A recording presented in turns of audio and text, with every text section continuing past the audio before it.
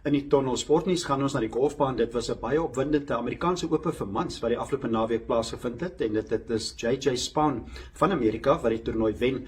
Dramaties, hy het die laaste 2 bytjies voetjies aangeteken en vir hom om sy eerste groot toernooi, sy eerste major te wen. Groot nuus is waar hulle nou op die ranglys is en dit is JJ Spaun wat nou in die top 10 van die wêreld is. Hy was 25ste voor die toernooi, maar hy het afgeskuif al die pad na 8ste op die wêreldranglys. En Robert McIntyre van Skotland het ook amper die toernooi gewen. Hy was tweede en hy skuif ook 8 plekke verbeter ook met 8 plekke en hy is nou 12de op die wêreldranglys.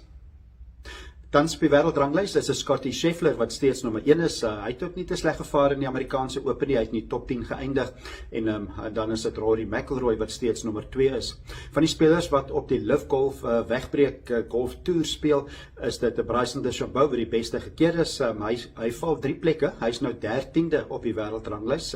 Hy het verlede jaar het hy die Amerikaanse Ope gewen, maar hierdie jaar het hy gesukkel en het nie die afsnypunt gemaak nie. So die beste Suid-Afrikaner op die ranglys is Christian Bezuidenhout. So Christian Bezuidenhout tans is 64ste in die wêreld en dit is belangrik vir hom om in die top 50 te probeer bly om te kwalifiseer vir al die groot toernooie, al die majors in wêreldgolf.